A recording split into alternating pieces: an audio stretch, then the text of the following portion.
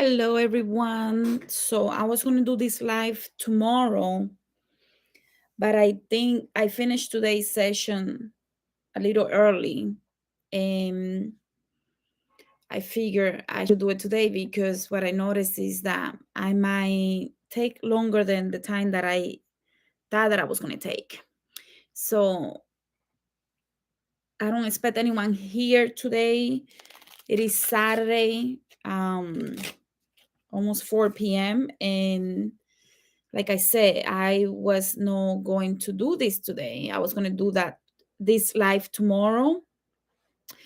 So we'll see if we have anyone that comes. I hope that you leave the comments so I can get to the comments later.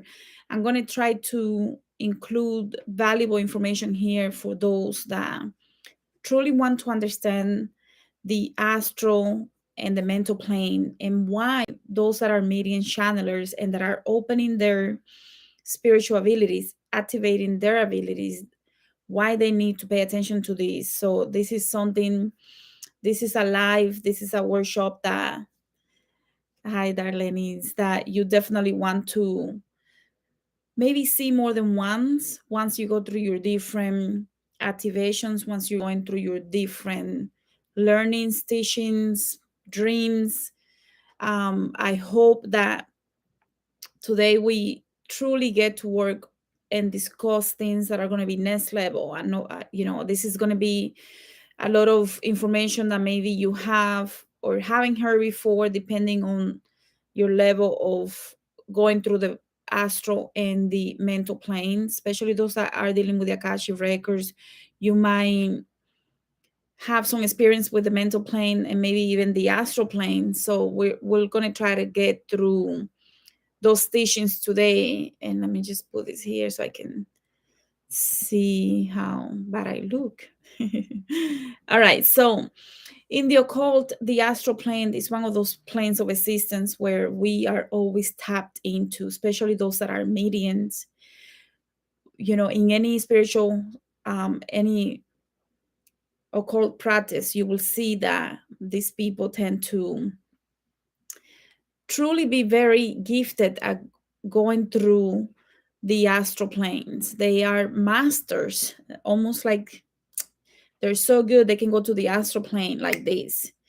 And you can see things, you can experience things. But I just want to make sure that when we later, I'm going to discuss how we need to be savvy at going through the astral plane, but we also have to go over the astral planes when we are looking for deeper, more reliable information, because it can be very dangerous to depend only on the astral planes to do your work. And later we're going to get to this point because it's important, and that's why we're doing this discussion today. When I was channeling information for the Awakening the Healer program, I was told that there are 36 dimensions. And I went searching for these dimensions to find evidence so that I can pass it on to those program participants. But I only found one book that discussed the 31 planes of existence. And it was channel information by Buddha, I don't know, over 2,000 years ago or something like that, where he channel information by going into insight meditation, basically channeling, and he saw experience at different planes. So he says there are 31 planes, and there is a book about this that you can find. It's called the 31 planes of existence. But I was told 36 planes, and I'll talk to you a little more about that. So when I channeled the information, I didn't know there were 31 planes already out there that people have channel information on that. What I did know it was that there were 12 planes, 12 dimensions. I guess I was very behind because I didn't know Buddha already had discussed information about 31 planes, but I was told there are 36. Anyways, but we're going to, for the purposes of today, because we all know Buddha, we're going to use the 31 planes that he discussed with the different planes of existence within those dimensions, so that you have some real information today. So let's pretend that I don't know anything about the 36 and let's just use the 31 for the sake of giving you something that already has been channeled and accepted universally by many people, apparently. And when I was told about the 36th dimension, I was told 36, and within those 36, it was more dimensions for divine beings. So it could be that is, I believe it's 36. I only found evidence of 31 planes, but that doesn't mean that 36 is not possible.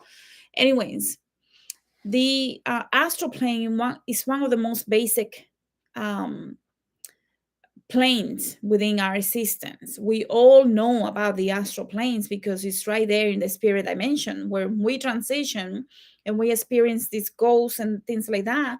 That's when we experience the astral plane. That's when we know, oh my God, we can see the ghosts and stuff like that. So within each realm, within each plane, within each dimension, there are different subdivisions, different densities, vibrational densities. Even within the astral planes, there are different densities. We have the lower, the middle, and the higher. And that's important. I already talked about that when we talked about the dreams and the dreams and the wavelengths and how those energies exist within those planes. So if you haven't seen that, I recommend that you go and see that. I want to go into the astral plane. When we go into the astral plane, a lot of people don't realize that they're always in the astral planes. When they go into the astral planes, we do that when we go to sleep. We do that when we close our eyes, when we meditate, when we contemplate. We can be in the astral plane on and off throughout the day multiple times. And a lot of people don't realize that. So, and this is very important because when you don't realize that, you might not know why you're getting negative thoughts when you are in the astral planes, and it's because your vibration might be low and you're attracting not so great high vibrational beings. And one thing that I want to say before anything is that the astral planes are really almost like a waiting station. It is almost like a passage point, but within the intermediate one.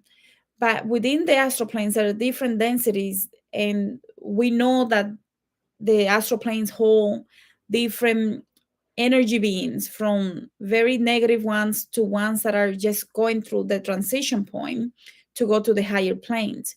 So the astral plane becomes almost like an ocean of, like an ocean station. Like, think of the biggest ocean that you have, that like the Atlantic Ocean, I don't know, whatever ocean. Think of the Pacific Ocean, and think of this ocean almost like a waiting station. So within this waiting station, there's so many different beings, and that's important for later.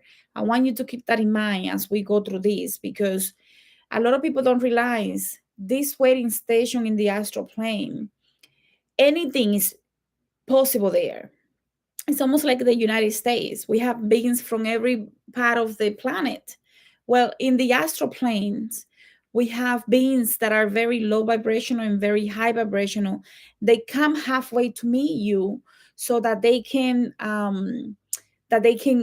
communicate with you, because your vibration might not be so high where you can go to them. So they might come down to the astral plane and meet you there to communicate with you and give you messages, teach you, and do things with you, because your vibration is not high enough for you to skip the astral plane yet. But when you are able to skip the astral planes and you train yourself to skip it, you can go into the mental plane. So I want you to keep that in mind as I continue, so you can follow me along, because I want this to be very clear that we don't need to just operate from the astral planes when we are tapping into our supernatural abilities.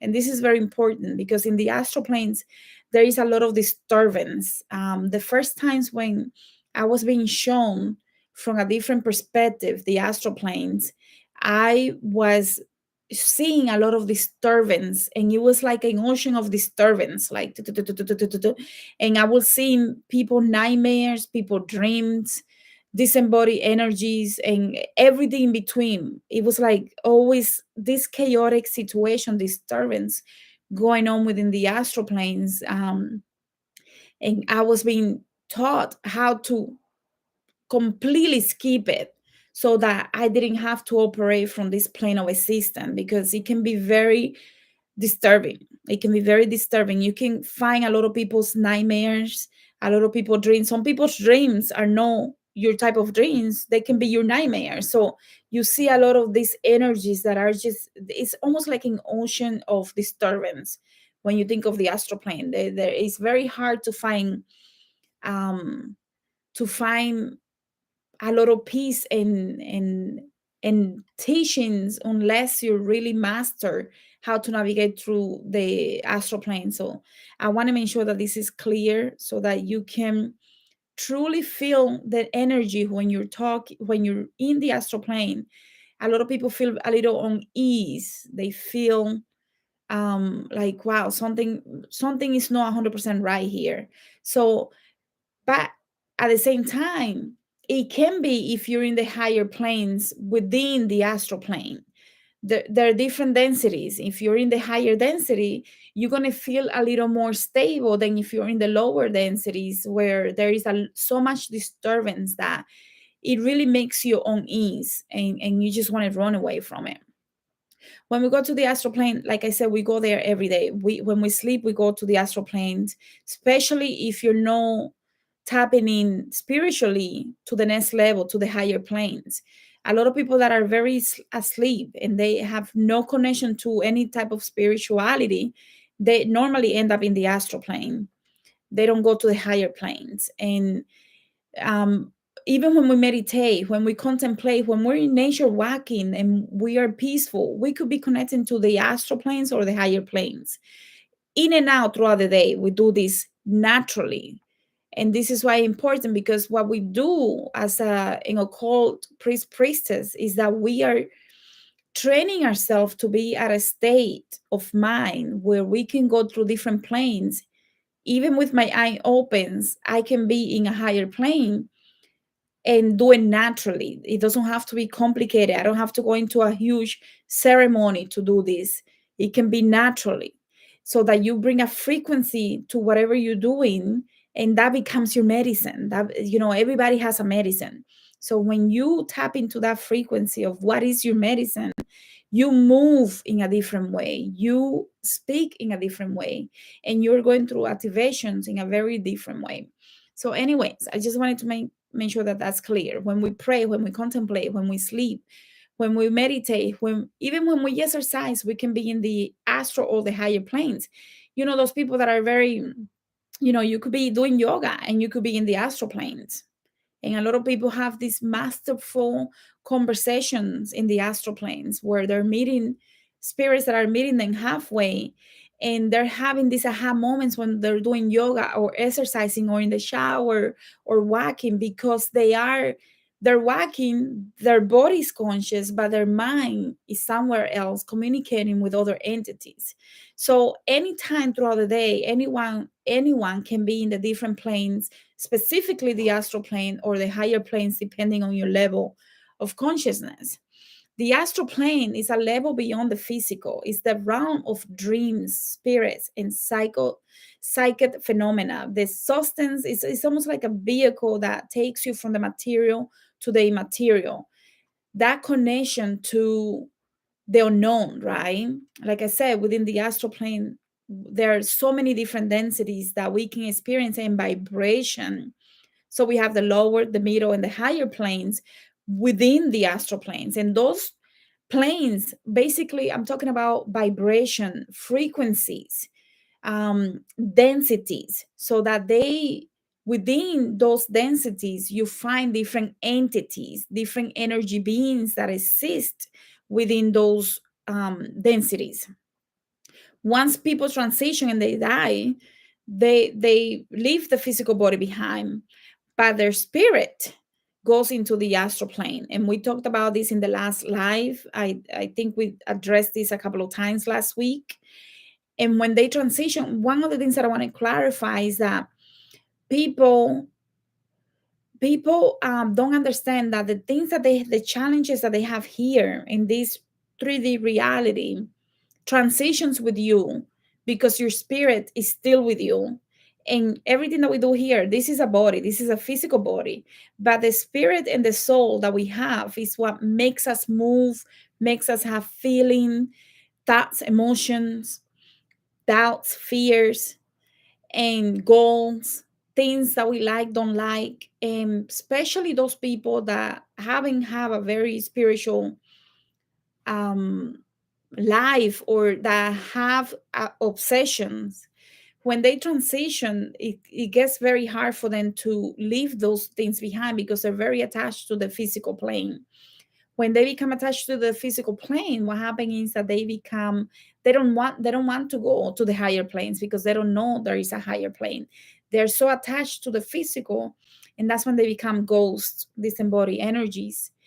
When they become disembodied energies, they still have those obsessions. And when they have those obsessions, they find other energies, beings, physical beings, humans in this 3D reality to eat energy from, so that they can experience those pleasures. That's why we call the physical plane one of the sensuous realm, because it's about the things, the senses that we experience here. And when we become obsessed with things, whether it is food, drugs, alcohol, envy, greed, jealousy, whatever it is, right? We become truly susceptible to being influenced by spirits that are obsessors. We call them obsessor spirits.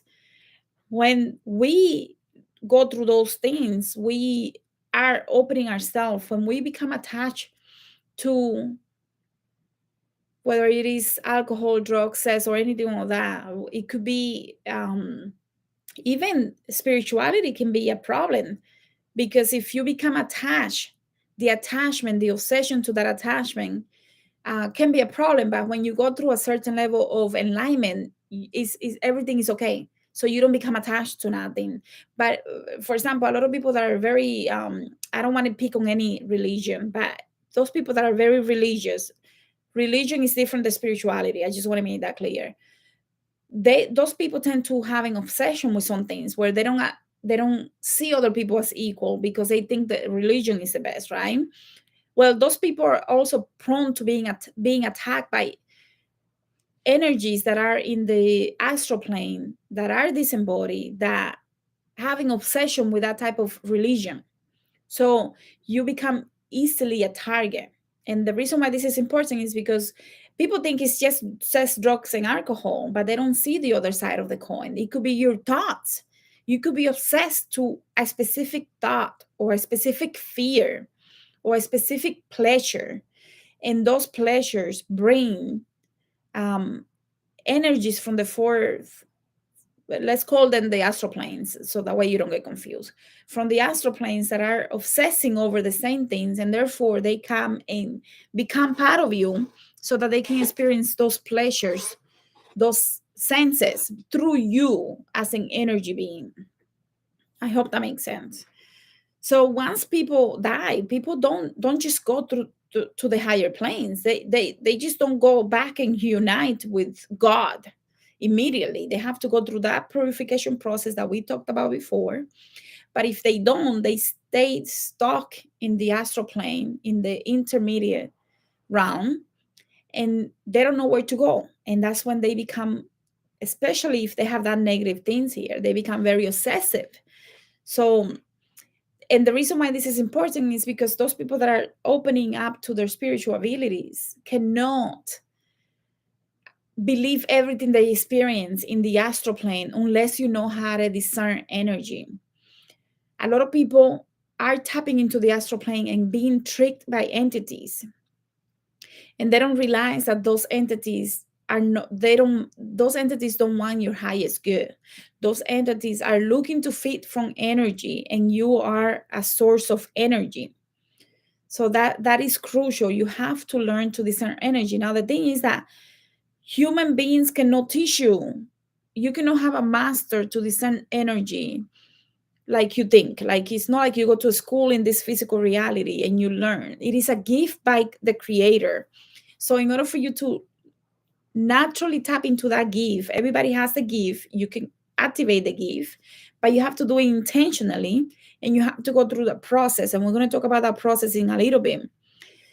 So, I think a lot of people don't realize that in the astral plane, it's almost like that fluid over the earth, and you transition and you go into the fourth plane. This is the 3D plane, and then you go into the fourth plane, where it is formless. There is the immaterial, right? Because it is the immaterial, there is no form to it. So it's energy. These are energy beings that exist in that plane of existence. In the astral plane, what I've been told through channeling is that whenever we do any type of divination, we tap into the astral plane, unless you have the gift to go higher, unless you have the gift to go to the higher planes to look for the information that you're seeking, that is more reliable. But when you tap into the astral plane, you are potentially could be tricked in doing divination with the wrong energy beings. And this can happen to a lot of people. Divination brings us to opening portals. And every time we open a portal, whether we do tarot, candle, water reading, tea leaves reading, the cowrie shell, so what the coconut reading, we do any type of reading, Ifa reading, we're opening portals to the astral planes and higher. So I just want to make sure that you understand that anytime you go and you open a portal, you have to be responsible. Because, and how are you? Okay, let me just break it down like this. How can you be responsible? You ask for protection, because you don't know if you have kids in your house and you're doing opening portals left and right. You cannot just leave it. Those energies that cannot attack you, they can attack somebody else that is defenseless in the house. So you have to ask for protection. This is a message that I keep receiving from spirit to pass to you, because a lot of people are doing this very irresponsible. They're being so irresponsible with how they're doing things that they don't realize that they're opening themselves to being attacked by entities. Some of them might not be malicious, but they could be jokester spirits, like, you know spirits that just want to have fun, and sometimes they take it a little too far. But more importantly, you have to set discipline into your practice. Especially, these people that are here in this channel are supposed to be priestess, people that are going through their spiritual awakening, and you're supposed to be taking things to the next level. You're not supposed to be average. You're not supposed to be mediocre. And if you don't learn to put discipline in your life, you're never going to achieve a sense of a standard, like integrity, the morality within what you do for you serve your family and your clients.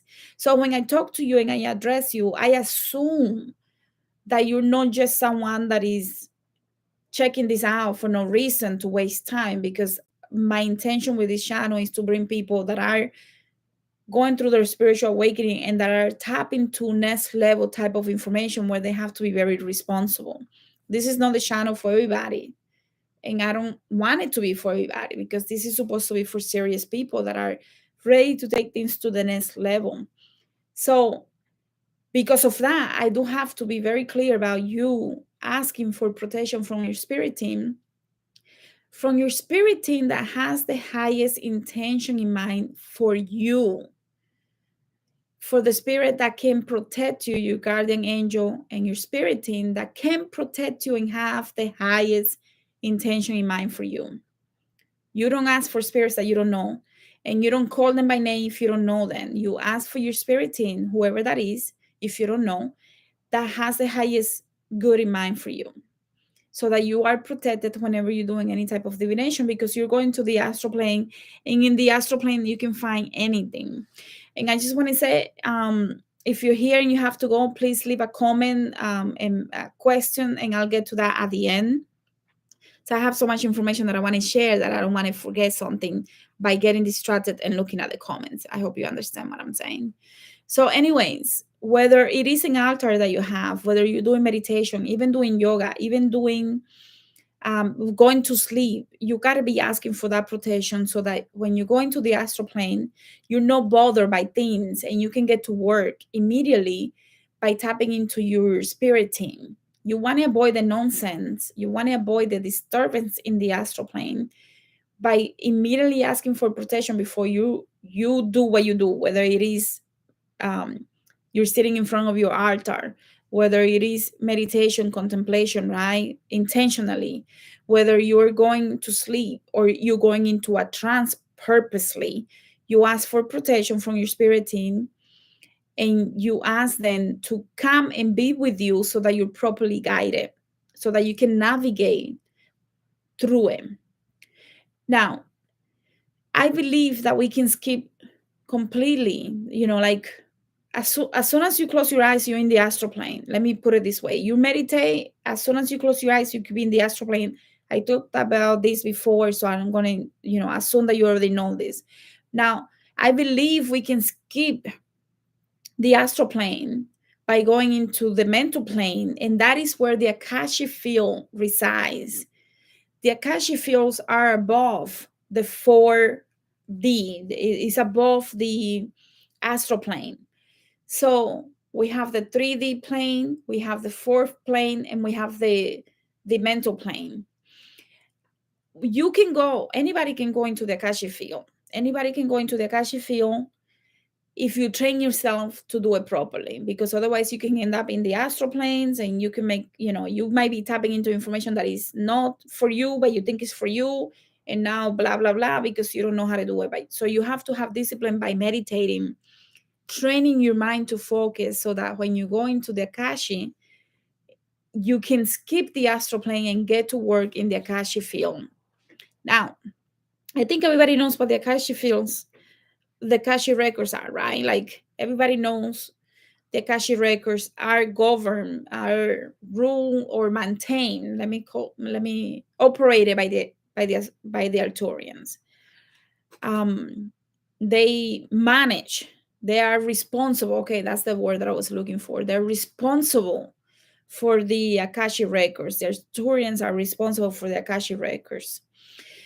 The Akashi records resides in the mental plane, and to skip the disturbance in the astral plane, I recommend people to go into the mental plane or the higher plane above the mental plane, but to skip the astral plane unless you're doing work with mediumship, where you're learning to do mediumship work, to talk to disembodied energies in order to help them, right? I'm going to assume that you're here to do positive things. So if you go into the astral plane because you're a medium and you want to pick up disembodied energies that need to transition to and go through their purification process, that's different. But if you're trying to do divination, if you're trying to look at the past and the future, you don't want to be in the astral plane. You don't want to depend on an entity on the astral plane to give you information, because it can be coming from a spirit from the left planes.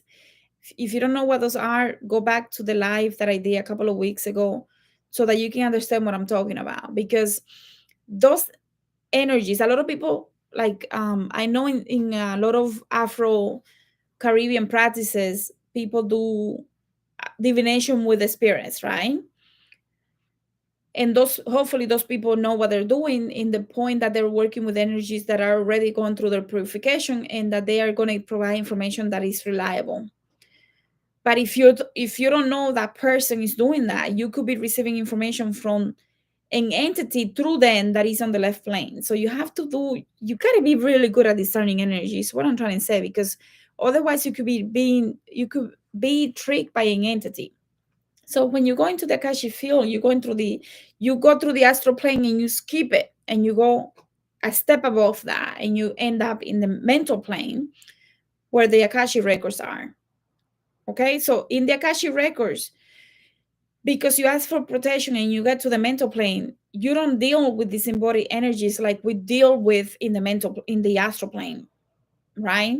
So a lot of occult priestesses love to work in the astral plane because it's easier to find disembodied energies that they can trick to work with them in promising them something to work for this priestess in exchange for ascension. But the problem is that a lot of those energies that are stuck there is because they haven't done something positive. That's why they're stuck. So the fact that they are stuck is a problem. Of course, in the astral planes, we also have different schools for spirits to go through their purification process and all of that. So not all of them are there because they have to. They're there because they're helping other energies transition. I hope I'm not losing you. But my point is, most of the millions of energies that are in the astral planes, billions probably, are there because they did something.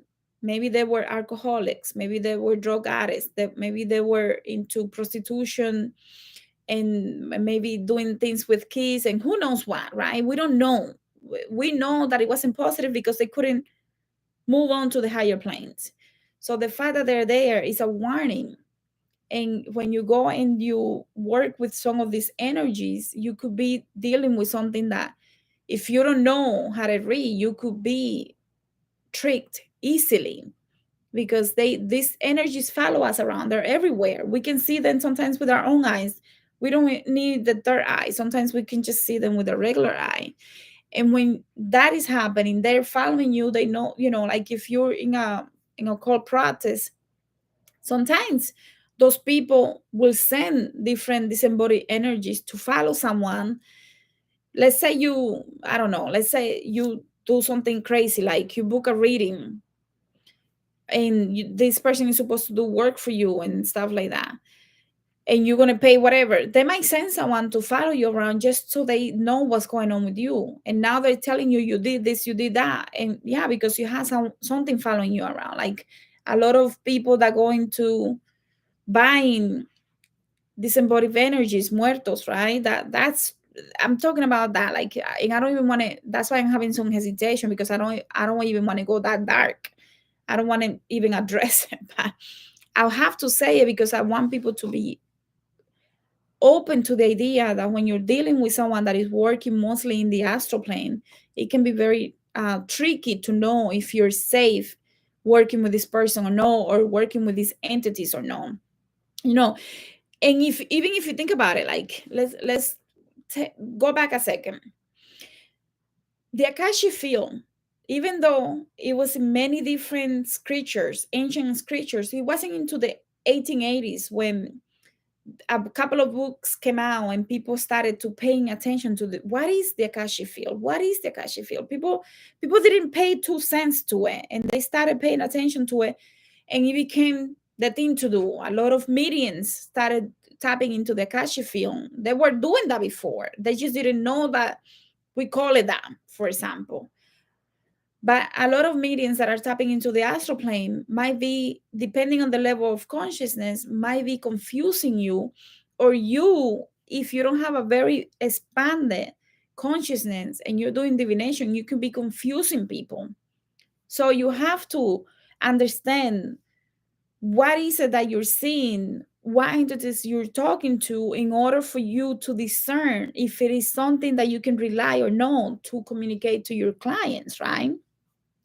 If we go back to the Akashic field situation, in 1880s, the first book, I think it was in 1880, one of the first most popular book came out about the Akashic field. And I think it was a Buddhist person that wrote the book or something like that.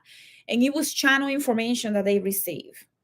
And you will notice that even Buddha channeled that information. So a lot of the information that we're receiving is channel information. Those people have to go to the higher planes to channel that type of information. You cannot get that from the astral plane, is my point. And I hope that's clear, because if you're still confused about, well, why not? Well, because mostly we go into the astral planes to deal with disembodied energies. When we want information that is very deep, we have to meditate and go into a trance in order for us to go to higher planes, in order for us to heal and align at a soul level. We cannot do that normally from the astral planes, is what I'm saying. So you have to train your body and your mind to go to the higher planes above the astral plane so that you can do true healing, so that you're not confusing the crap out of people, and that you don't think that you're doing something positive when you could be working with an energy from the left planes. Now, let me give you another example of why channeling is so important. When people, okay, let me take another one. Espiritismo cruzado, right? Espiritismo cruzado in English, cross spiritism or something like that. Espiritismo cruzado, where we work with, most of those people work with the spiritism um, info from Alan Kardec book from, oh my goodness, when was that book written? I think it was 18 something, 1800 something, 100, I don't know, like 150 years ago.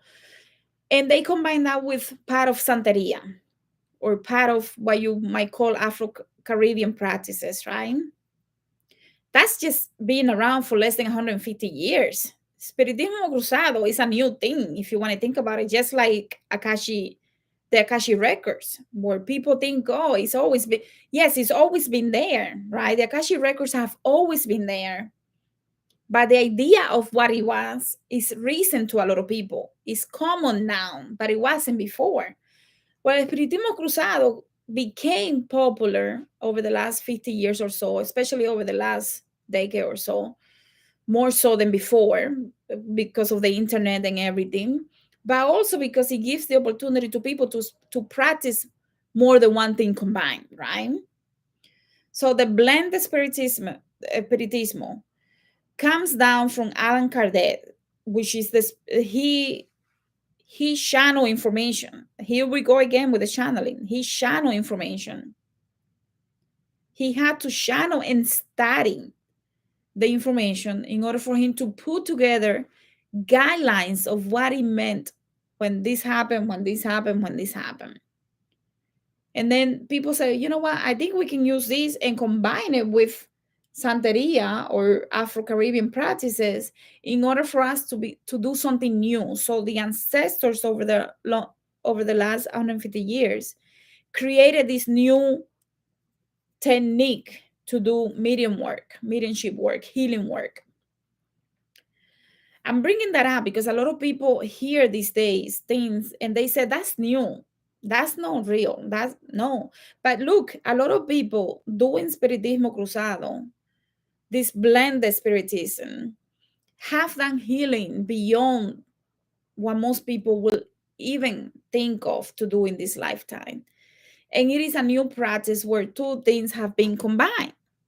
So I just wanted to share that with you because I want to open your mind to possibilities. Because when people think only one way and that's it, we close ourselves to what else is available, what else is out there, what else am I open to that I might be able to tap into. And I don't do Espiritismo Cruzado. This is not an advertising or anything like that. Like, I don't do that. But what I'm saying is, there, when people say, oh, channeling, what, well, because there are a lot of elders that said channeling is not real, mediumship is real, channeling is not real, that's a new age thing.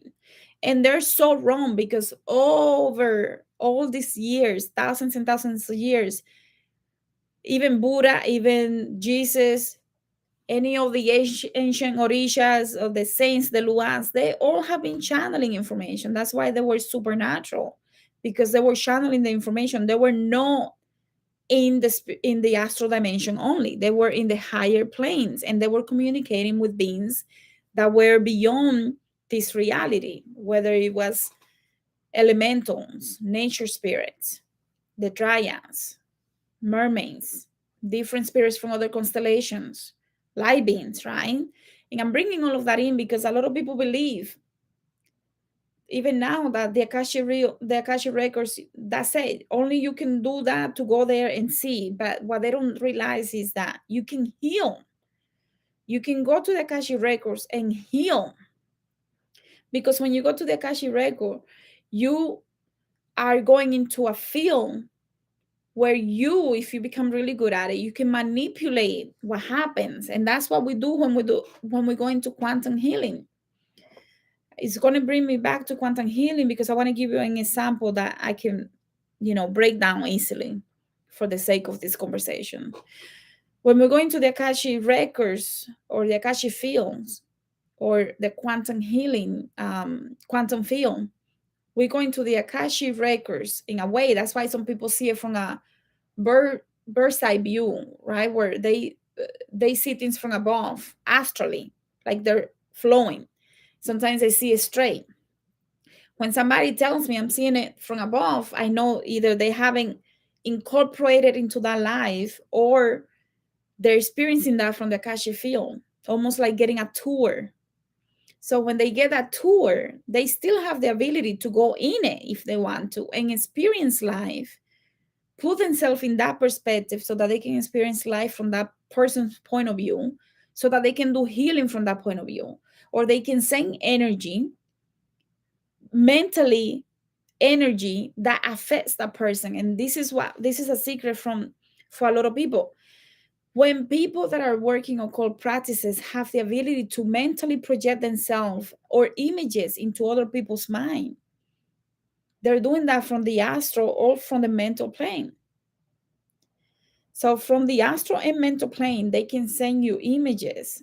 Let's say I want you to think about me.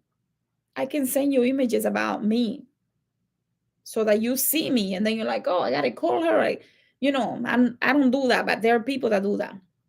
If you want to send healing, love, energy, you can do that just by putting that person, bringing that energy forward, and you send what you want from your heart. Love, peace. You have someone that is sick, you can do that.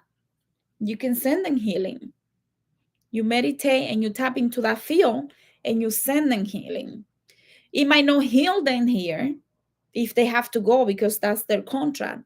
But when they go into the astral plane, they can have an easier time because you're detaching in a way from the outcome, right? When you detach, they don't have attachment to this physical reality.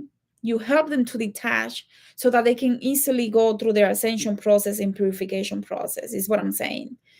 But if you're crying and angry that they're gone, we actually do them harm because we keep them here longer, attached to this dimension longer, to this reality longer. Does that make sense? Like, please let me know if it's making sense because I don't want to confuse anyone. Anyways, a lot of the information that we're coming into getting, it's not new information, it's channel information.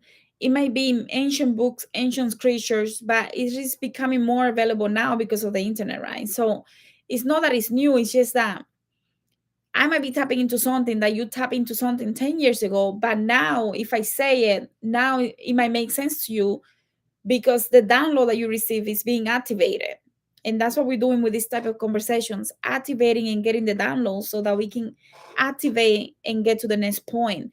And I want people to envision your mind being open when we have these conversations, because if you're this is not real, then it's not real.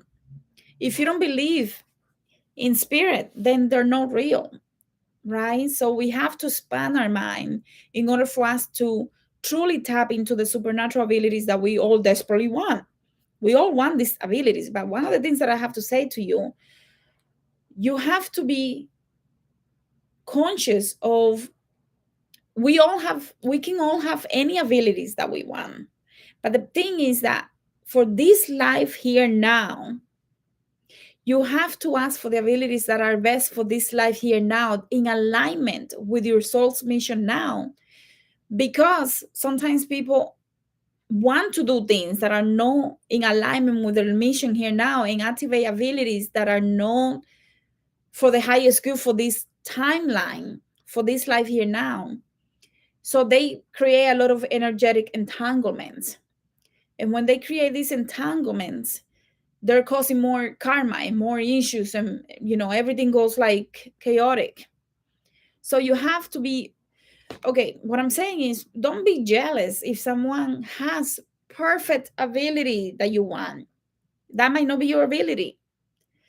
If your ability is to do something, but you want to do something else, you might just be creative. Why do you want to do the something else? You got to go in and analyze those things, because you could be creating a lot of energetic entanglements that can be very hard to surpass if you don't get a handle of them real quick, right? Like it can be very um convoluted, I guess is another word that I'm looking for, because you want something that is not supposed to be for this lifetime. You can have access to any supernatural gift, but they might not be the best one for you for this life. So you got to ask your spirit team to reveal to you which abilities are the best for this lifetime here now. So you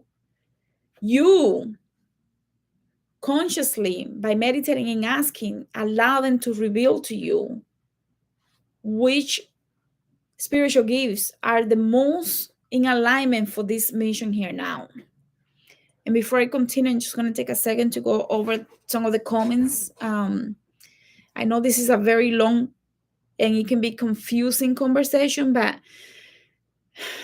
it is important to have this type of conversations, because I don't know, I haven't checked YouTube to see if anybody else is talking about this type of things.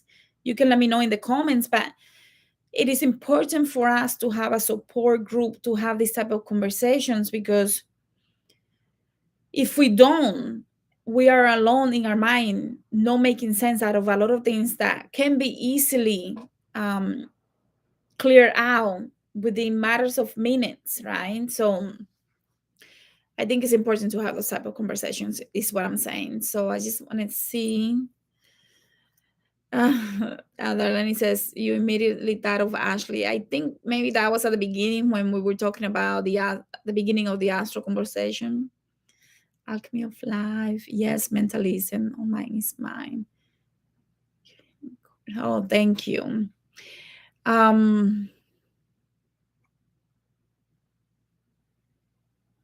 What is looking at yourself like vanity and being conceived makes your vibration higher, like Ursula Freda, or should it be more in depth? Didi, I think that's how you pronounce that name, Didi. I, you know, I have I have a lot of issues with people thinking a specific way of Ursula Freda in that way, because she is, there are different vueltas, there are different paths of Ursula Freda, and she is a super empath. She is the mother that lost the child. She is the mother that cries for all of humanity. And there are vueltas where she likes to look good, to smell good, to do things right. But she's so much deeper than that. So I think people, when they only see that aspect, it's because they're not really going deeper. People that are very attracted to, very obsessive about their looks, also have an obsession, right? So they can be attracting energies that present themselves in a way, but they're not that way. So I want people to be very careful with thinking that the energy that you're feeling might be one thing, when in reality you might be being asked to go deeper. You gotta learn to work with these energies at a deeper level. We cannot stay at the fact that they like a perfume, that they like this. You got to know why do they like the perfume, why do they like the jewelry, why do they like the comb, why do they like the mirror, why. You got to ask why, and you have to meditate and get those answers. And if you don't know how to meditate at the beginning, you got to do it through your dreams so that you can get those answers. But you got to get those answers. That, I think that's very dangerous, to be very conceited to the point where vanity is a problem, because that's an obsession too. Kay says, you draw pure love. Oh, thank you, pure love light. Thank you. Okay, so I asked what it is like to die, and they took me above the astral plane as flying orb. Beautiful. Yeah. We got to be able to ask those deep questions and be willing to surrender. We have to be willing to surrender to the experience, because some people are so afraid of dying that they think they're going to end up in hell. Let me move on real quick, because there are a couple more questions, but I'm going to leave those for the next part, because I am going to talk about a little bit about the different places, the different planes of existence, and hell is one of them. But before I get there, I want to, let me see. I think I'm going to start with the next thing that I want to talk to you.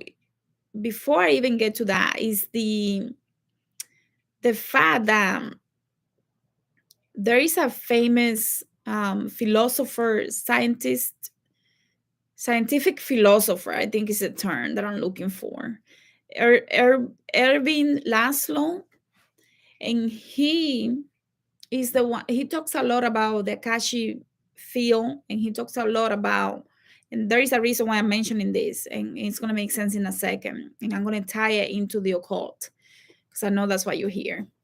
Anyway, so Ervin, I think that's his name, Ervin Laszlo, he talks about the Akashic field being this realm of consciousness, this the coherence between what makes the galaxies and our atoms, the living cells, come together to have consciousness, to form a life that has consciousness, is what I'm looking for.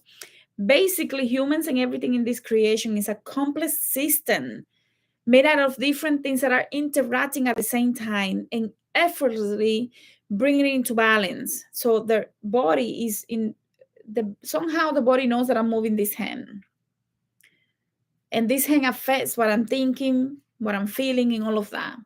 It is effortlessly doing that and bringing it into balance, just like the galaxy and the stars and the planets are doing the same thing and moving. It might look chaotic, but there is a balance to it, conscious balance. There is consciousness in it. And this is important because I think I talked about this before when we talked about even the blood sacrifices, and I'm coming back to the blood sacrifices because I want to show you that we don't need the blood sacrifices to make things powerful, because everything that we have available to us in nature can be very, very, very, very, very powerful, because it's conscious, it's alive. Anything that has consciousness is alive. Just like the rocks, how many thousands and eons of years a rock has to sit there to combine those minerals and the sand and everything to become a rock? Think about that. It has to be consciously coming together to become a rock. Isn't that beautiful? A tree, we have a little seed, we plant that seed, and then it becomes a tree that gives us oxygen and fruits. So it's a living consciousness entity, right? Even bacteria is living. I mean, think about it. Sometimes you feel things in your stomach and things are happening in your stomach, and I need to take one of those things. I was doing a quantum healing session yesterday, and she said she was doing something to get rid of the bacteria, and it reminded me of my grandmother. She used to give us those things. Oh my goodness. And we'll have bacteria coming out, like worms and stuff coming out of the stomach, and I'm like, I think I have a worm, I have to take one too. Because it's living. Everything is living. Everything in this creation is living. So when we acknowledge that everything is alive, that everything has information, our DNA has information, those codes are abilities within us, information and abilities within us that we can activate at any time. That's why we have the program, the Awakening the Healer Within program. But you can do that by yourself. And I'm going to tell you why later. So you definitely want to watch the end of this video, because I'm going to give you something that it's going to make sense. whenever this information that comes throughout the cosmos and the Big Bang and all of that, and it's all about consciousness, right? And it's all, the plants have consciousness. That's why when we do a spiritual bath, we have tremendous results, whether it is herbs, flowers, roots, leaves. All of those herbs have so much power. If you understood the power in those spiritual baths, you'll be doing one every day. I mean, it's impossible because it's so much work to do one. It takes a few hours.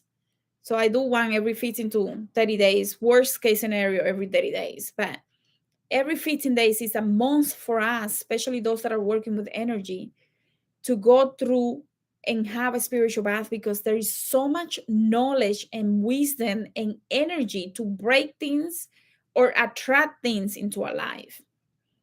And people don't understand that. They think they have to go to somebody special. All you got to do is learn how to do it. You don't have, I can sell it to you, but you can do it yourself too. You can do it yourself. I do have a few baths in the Awakening the Healer within training, the video program. But there's some baths that you can find easily online that you give it a try and see how it feels. And you will see the wisdom of these things, the herbs, the plants, the leaves, the roots. They give you so much to purify the light bodies, to break and remove things or attract things into your immediate environment. That is so powerful.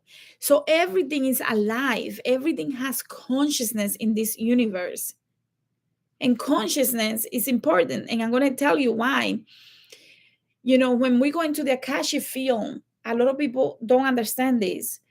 We tap into ancestral lines, we tap into past lives or parallel lives, and we heal one thing, and that healing is spread out through the entire line, through the entire ancestral line. So the people that are healing the trauma of tapping into their supernatural ability, this is something that we see every day in quantum healing, because it is one of the most priority reasons why people are afraid of waking up their supernatural abilities, because they were killed in a past life for being a witch or for doing energy work or whatever it is, or maybe because of what the neighbor is going to say, my family is going to say. So they reject the supernatural abilities. But if you heal it, not only you healing it for yourself and your line, but your descendants. So within this quantum field, when we tap into the quantum field, which is the mental plane, when you're in the Akashic field, you can heal for generations, all the way down to the origins and all the way for the descendants. And it becomes like, and when you go into parallel lives, whether it is in your dreams or trance, right, meditation, or the Akashic field, which is the meditation, you can also bring in those energies forward so that you can unite and bring your power back completely. So it's almost like you imagine yourself tapping into all those lives, all those ancestors that had all this ancient knowledge and wisdom and supernatural abilities, and you simply ask them for the ones that are most in alignment with the ones that you have to do with now for this life mission to come forward and become part of you. And then you go through the process of activating each one of those things. They're there, they're within you, they're part of your DNA code. All you got to do is to be intentional so that you can bring them forward. And that's what we do when we do quantum healing. We bring them forward, we align them and integrate them if it is for your highest good, because we don't want to do anything that is going to make things more traumatic and convoluted, right? But I want to mention something else. A lot of people don't realize. There is a lot of conversations about. I'm sure some of you have heard like the fake moon. The moon doesn't exist. There are multiple moons. Some people, this gets them very upset because they want to believe, but if it's fake, why do they want to believe in magic? Even if the moon is fake, why? Why should we even? Because it's fake. Is it really going to do anything, right? And then what you have to remember is it's not the moon necessarily. It is what it does, the memory that is within the planet that activates things. When the moon comes, it's dark, right? That's the feminine energy archetype, the dark mother archetype, right? The animals behave in a certain way. The water in the ocean moves in a certain way. Humans feel a certain way. So is it really fake? Doesn't matter if it's fake or not. It doesn't matter because everyone is in sync. And it is the same thing that I'm talking about. When you are in sync and you are aware, you're conscious, right? You can do any type of magic, whether the moon is fake. And I'm answering this for somebody because there was somebody that was tripping about this. And I wanted to do this to explain this because it's the Gaia has a memory. This memory field that surrounds Gaia for eons and eons says the moon has this effect on the people, the animals, the planet in general, the way the air feels, the way the water is, the waves, and all of that, right? So you have to pay attention to how do you really feel to know if it's true or no. And this is going to bring me to the astral planes. When you're in the astral plane, how do you feel to know if it's true or no? It doesn't matter if it's true or no. It's how do you feel in order for you to make a difference for you. Does that make sense to you guys? Like, it's not, let's say somebody says, I'll give you an example. You know, if you're in the occult, you'll see even in YouTube so many people talking bad about somebody else, and I'm going to do this to you and I'm going to do that to you. And you see this a lot in some occult practices like voodoo or something like that, where people are like, this person doesn't know because they don't know this and they don't know that, and they don't understand there are different timelines, different realities to everything. So the fact that you don't know one thing doesn't mean that I don't know and see something as a different experience. Just like someone might see Ursula Freda as very conceited, I see her as completely different than that. She, to me, that is my reality, but to you might be different. So it is up to you to decide how deep you go to find out if there is more. But if to you that's how she comes, that's all, right? If you're not willing to go deeper. So when we bring this energy of the fake moon, and why does it still have power? I have shadow information that there is something going on in the moon, and it's not really that what it used to be. It was replaced. Well, who cares that it was replaced? It's still there and it's still doing the job that it's supposed to do. It is supposed to do certain things in order for the planet to move in a certain way. And when that happens, portals are open, given the frequency of the planet at that time, that allows for us to receive and release or attract things by intentionally doing the job. That's what we call magic in reality, right? But also, if you see the sun and the sun, right, is what we see. The moon is what we don't see. And if you think about this in terms of Ifa, I'm going to bring it to Ifa now because I want people to understand this. And a lot of people are going to be like, what are you talking about? Like Ifa, right? The Yoruba spiritual practice that a lot of us practice, whether you know it as Lukumi, Onsha, Santeria, Ifa, or whatever you want to call it. There are different levels of this practice.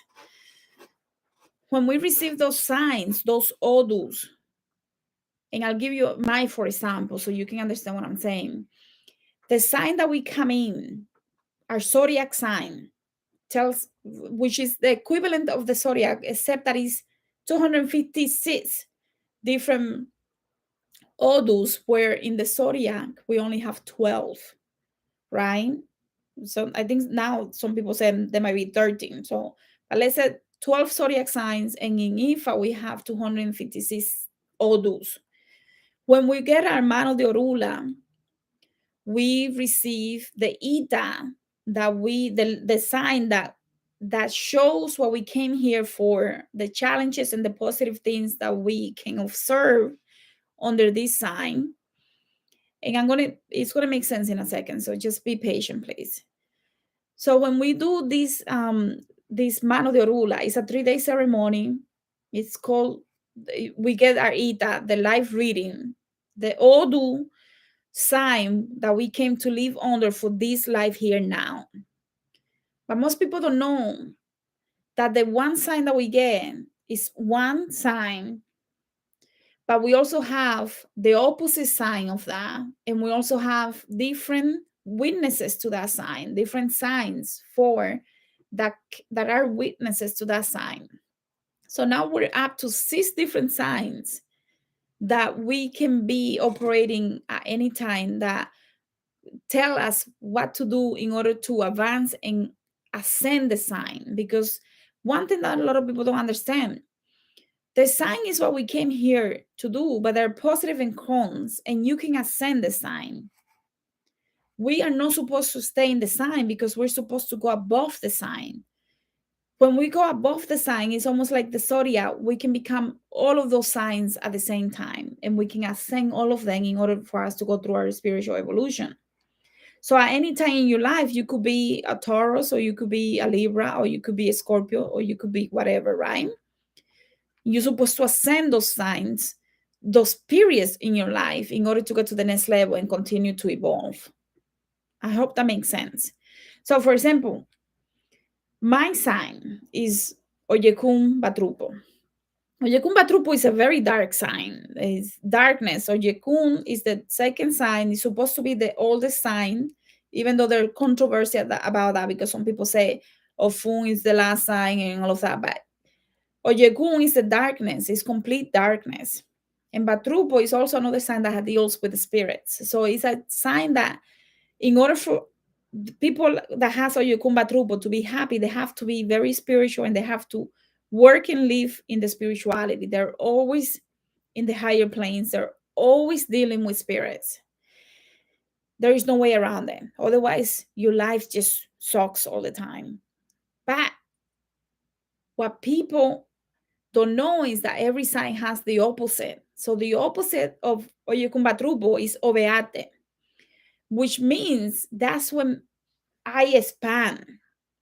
Obeate is having a lot of blessings also by doing spiritual things.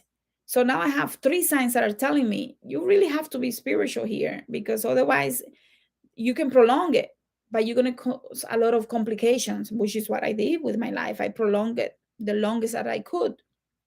And it created a lot of challenges spiritually, because I didn't want my gift when I was a child, and I refused it. But I came here to be spiritual. Now, if you look at your sign, you have to look at the sign that you came, your Eta sign, and then look at the complete opposite, so that you can see what happens, because the sun is what we see, and the moon is what we don't see. It's expanding and contracting all the time. Same thing with our Eta. And it can also be true with the zodiac. What is the sign that you came under? And you'll see that with the moon rising, sun and moon, and the ascendant sign. It's the same thing. So you have your birth chart, and you have your sun, your moon, your ascendant, descendant, and all of those houses, right? Well, all of that information is giving you different cycles within your life that you have to ascend in order for you to get to the next level. It's all I'm saying. Like, we can know, assume just because one thing is not, like the moon, oh, the moon is not real. But everything that the moon is supposed to do still holds true.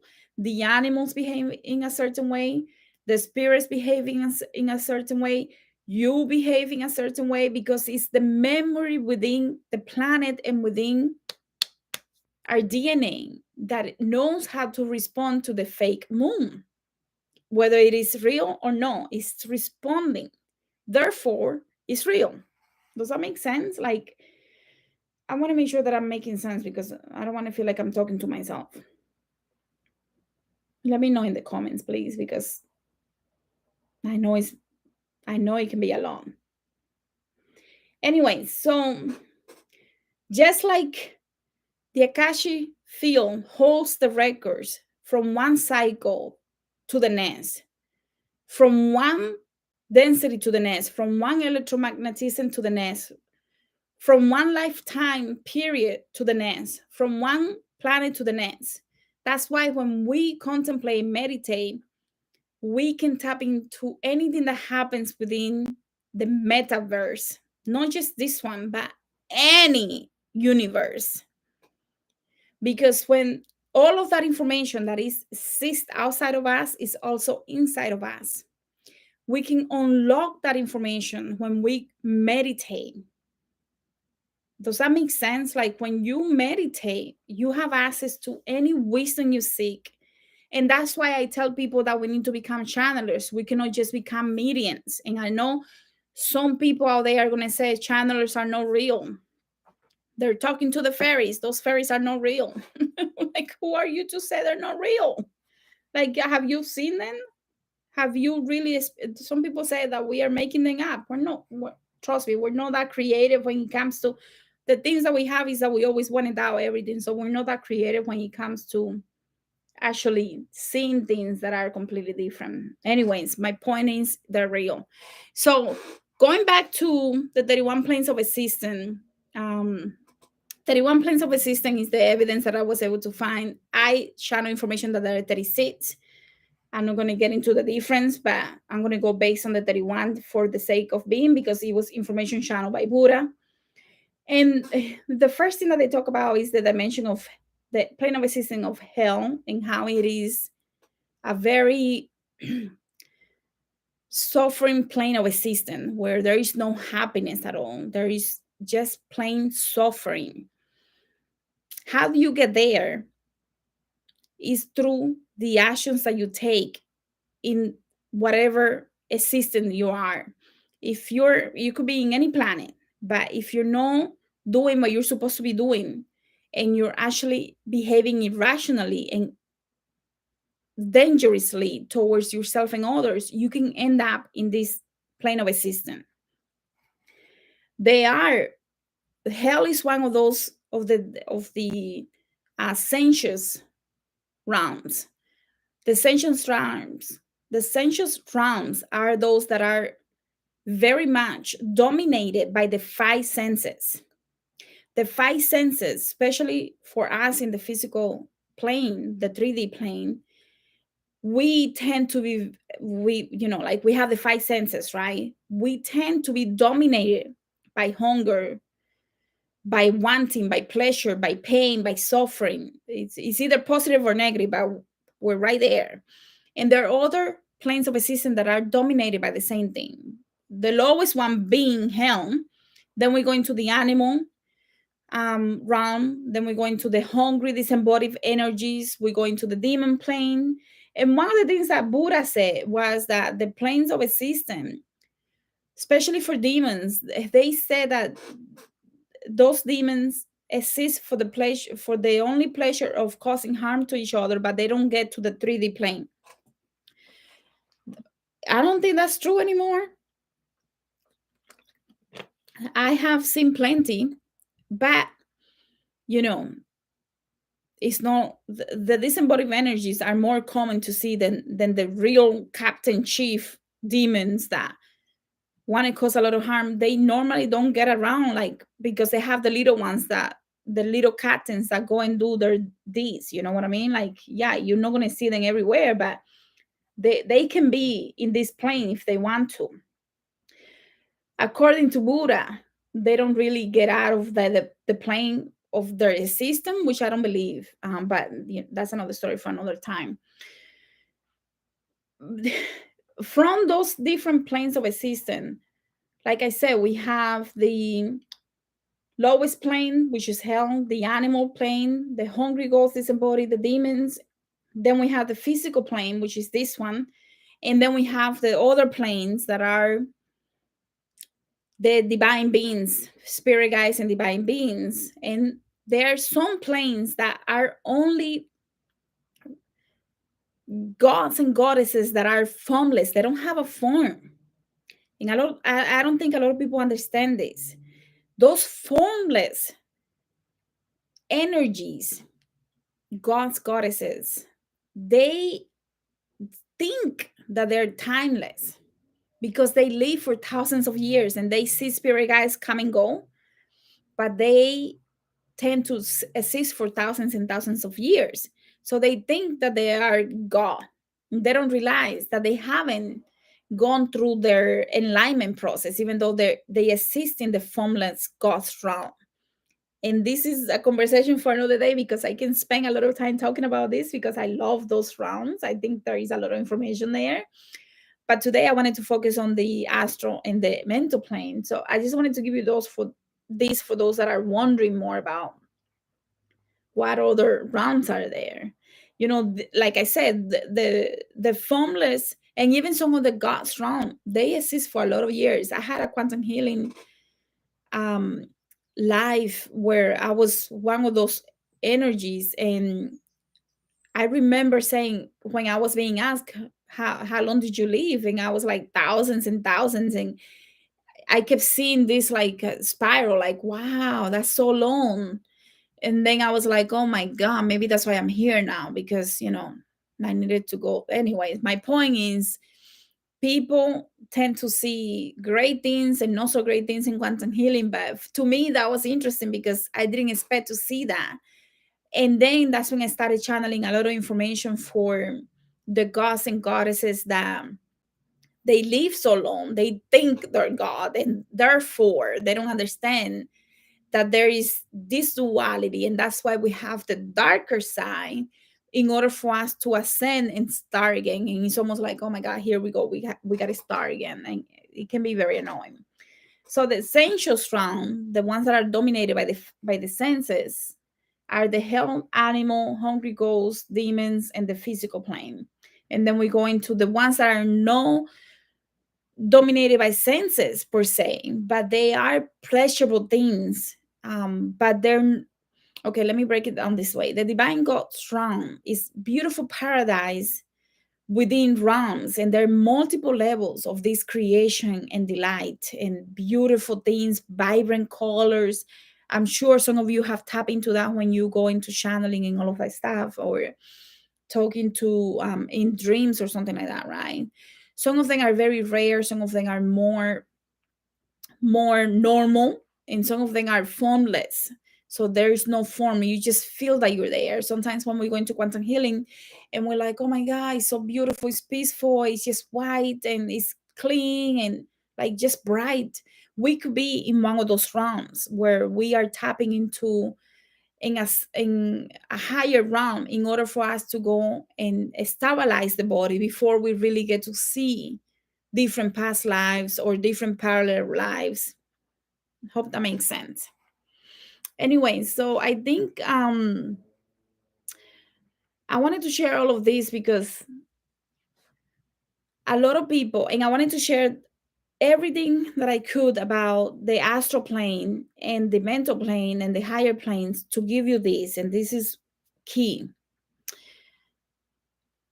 A lot of people don't realize that the astral plane is a station.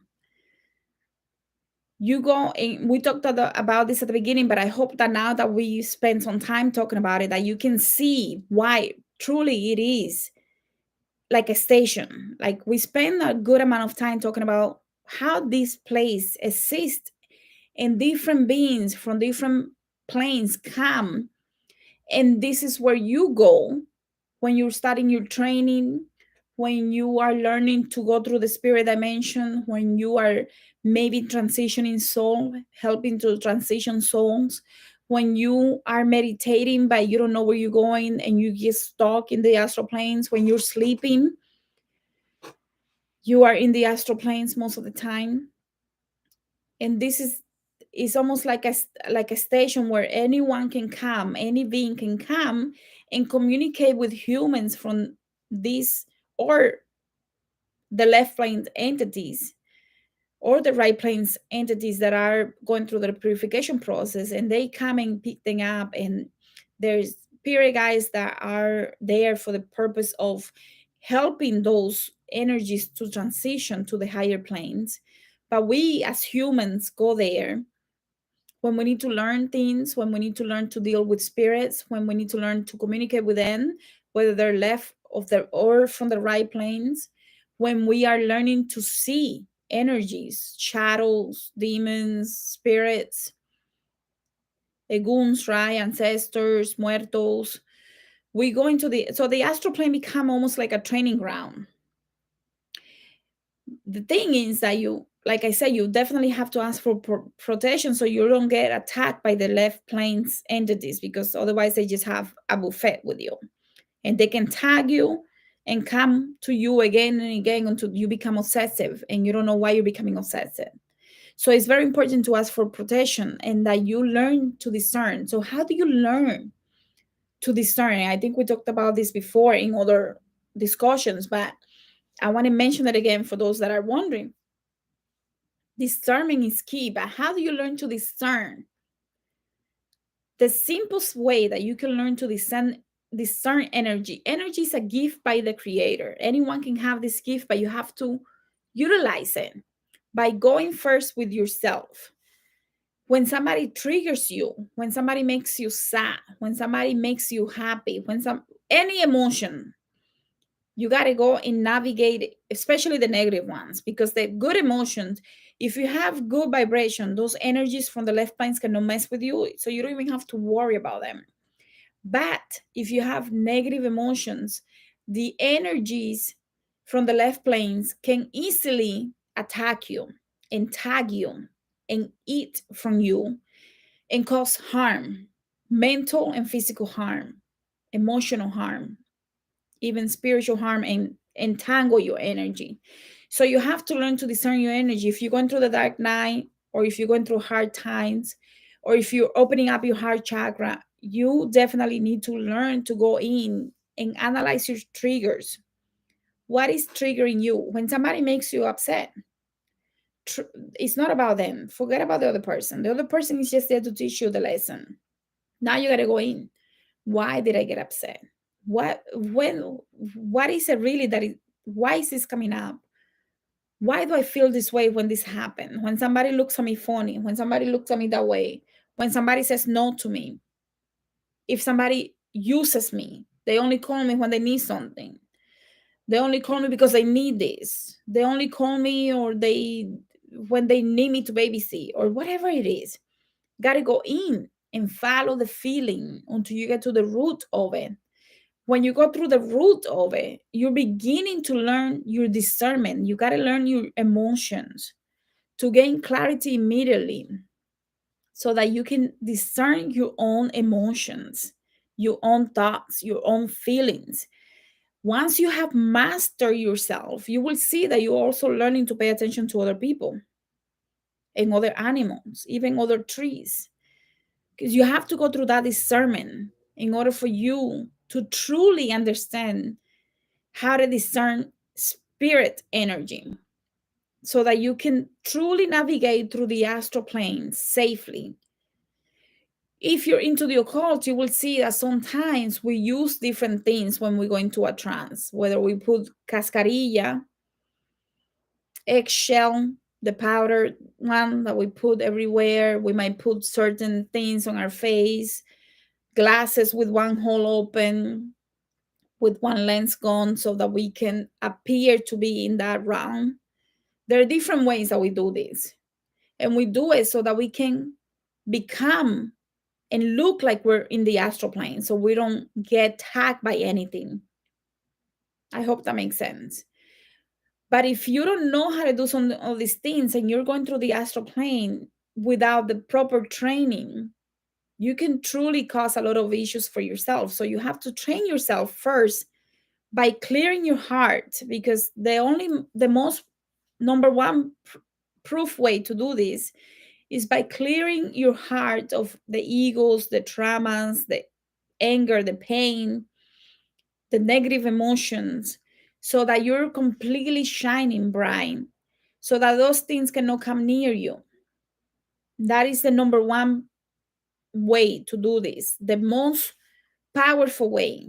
Because once you do this, it doesn't matter how long you hang out in the astral plane, nothing can touch you. But if you have negative emotions that you're still dealing with, you become susceptible to being tagged, tricked, or attacked by entities, right? So you want to work with your purification of your physical body here now before you start going into the astral planes to avoid some of these headaches, and so that you can see energy and communicate with energy very powerfully without having to do 20, 30 different things. You don't, that's a conversation for another day. But my point is, I can talk to you and I can see things, and I don't have to have 20 things in my thing, in my around me, to do this and to do that and to, because all we got to do is tap in. And when you train yourself, you can train yourself into tapping in and seeing the essence of things. You don't want to see the surface, you want to see the essence. To see that, the first thing that you have to see is go in with yourself. You got to go in, release all the triggers, the traumas, the hurt, the pain, the negative emotions, so that you can truly understand and receive the proper training by your spirit team to navigate through the astral plane. And eventually, to, honestly, most of the time you should be skipping the astral plane, because unless you're a medium that you're picking up disembodied energies, you shouldn't really need to work in the astral planes unless you're doing a lot of work with espiritismo, um, talking to, using the energy of muertos to do specific jobs. And that's another story. That's a conversation for another day, right? Because, I'm going to assume a lot of people here are here because they want to be channelers. You want to connect to the energy of angelic beings, light beings, muertos, deceased ones, right? Fairies, whatever, elementals, not just the disembodied energies, the spirits. I believe the wisdom comes from being to having access to a diversity of energies that can provide you with so much powerful energy, so that it doesn't come just from one place. That's all I'm saying. Now, why some people say that, I want you to ask yourself this. Why some people say initiations and ceremonies in the dream state do not matter? How can you know if it was a true initiation or ceremony in the dream state? How can you know this? You got to pay attention to how you feel in that moment. If it was a positive feeling, a negative entity cannot give you a positive feeling, like a change of vibration so high that you feel like you're floating, that you are in a bright light, that these energies come with a very powerful, beautiful energy and infusing you and healing you. Negative energies cannot do that. Negative energies can only hurt you, can only cause traumas and pain.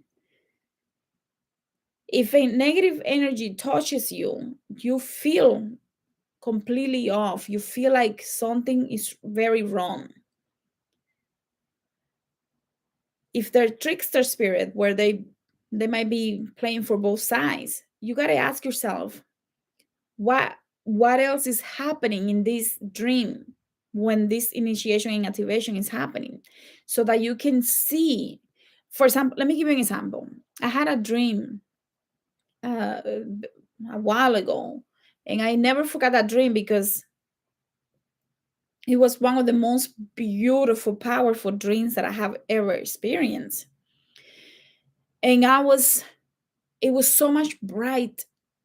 It was such a bright light, and this energy came out with this woman, and they took me somewhere, and they were explaining things to me, and they were saying things to me, and then they said that I was this and that, And they asked me if I was ready, and I said yes, and they said blah blah blah blah. And it was such a beautiful thing. When I went to see my godmother, she said, so they did everything. Why do we have to do it? Everything is done. Why do we have to do it? Because I wanted to have the physical thing.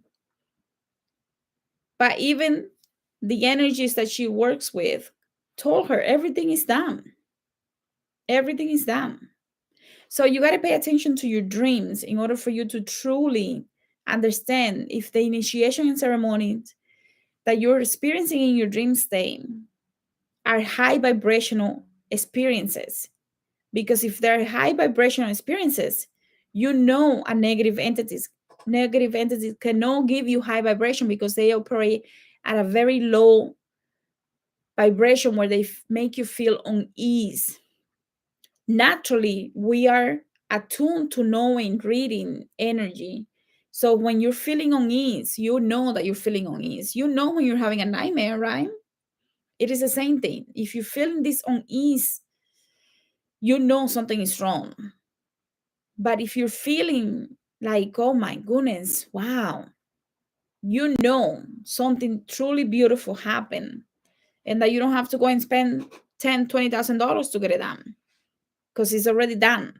Spirit, higher dimensional spirits, high vibrational spirits came down from wherever they were to do something for you, whether it is initiation, ceremony, baptism, or a bath, or in activation. And you're going to doubt it because you are not having faith, right? So you got to be careful with that. Is all I'm saying. Like, you have to truly be careful with that. So let me just see the last couple of comments, and then I think we're going to be done because it's over an hour and 30 minutes. My goodness, I can talk. How can we get better at discerning energies in spirit, especially when working on mediumship? I think I answered that, but if you still have questions after this, let me know. Why hints why the ancients celebrated death and transition to help you beyond?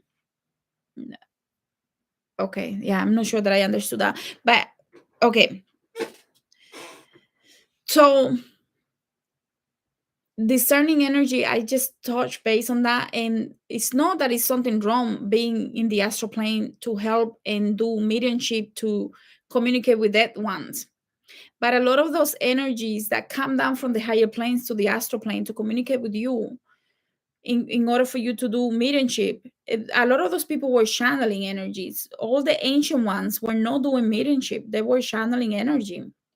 They were communicating with very high vibrational beings from other dimensions and planets, galaxies, universes. We have proof of that. We see them with the different animals to represent the constellations and all of that, right? So it's not just mediumship, it's mediumship and channeling. And that was my point, that not always we want to be just in the astral plane being a medium, because when you tap into channeling, you can receive so much more wisdom from easily from other places without having to be in the astral plane. I believe the astral plane can be a little dangerous for those people that are not properly trained. So you do have to train yourself by meditating and contemplating a lot, asking big questions, and being ready for those answers, surrendering to the answers. Okay. The ancestors might or might not be there depending on where they are within their ascension process. That's why sometimes you want to tap in to connect with an ancestor, and they're not available. They might not be available because they might be going through their purification process and they cannot talk to you. If they're talking to you when they passed on recently, it's because they're still going through things that they need to learn to go through the next level. Once after a while, and remember, there is no time and space, so who knows what is a year for them is different for us. So after some time, when they are able to come down to the astral plane, it's because they already passed on to other higher planes. They don't stay in the astral plane unless they're doing work with you. For example, some people will have eguns and muertos that they are working with that are part of their cuadro from the ancestral lineage, right? But you don't know, it doesn't necessarily mean it's the same person that 3-4 generations back work with. This is very complicated. This is no, and that's why sometimes some spirit guides or ancestors that are very ancient will not give you names, generic names. You have to ask and receive their name, because the person that is doing the consultation for you is not supposed to know their name. So, for example, you might have, I don't know, one of the most, la gitana or la madama or some spirit that are universal, but they have different energies within that commission. That means that your madama could be Angelica, or it could be Maria. Your gitana could be Rosie, or it could be something else, right?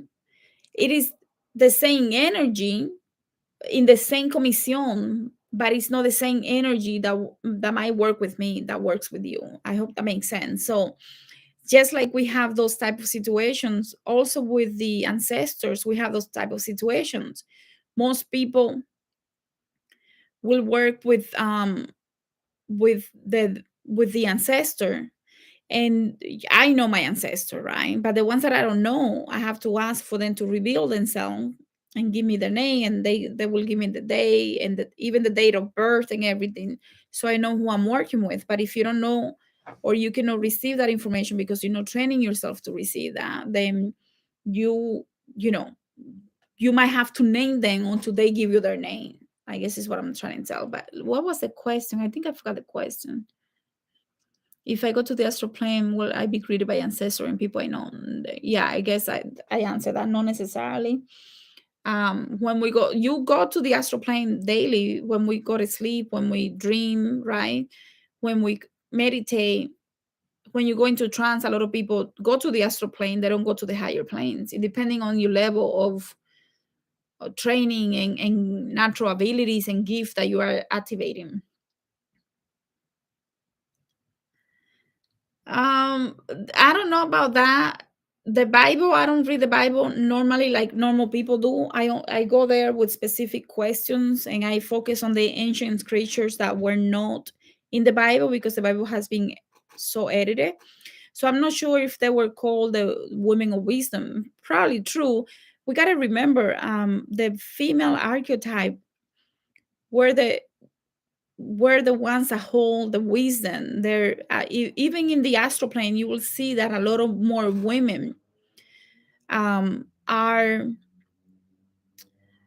able to give you information from the astral plane, because we are more intuitive. Because we're naturally more intuitive, we tend to be more believers of the unknown, believer of the spirit dimension, believer of the higher planes compared to the men. So, with the cult of the ancient woman, there are so many cults that wouldn't allow the men because they didn't have the gift of having the ability of being a woman. So they couldn't perform certain things that a woman was supposed to perform. And the women were the priestess. They were the original priestess that had the abilities to channel and communicate with the dead and other interdimensional spirits. So it is very possible. Anyways, guys, unless anybody else has another question, I think somebody asked me about the poster.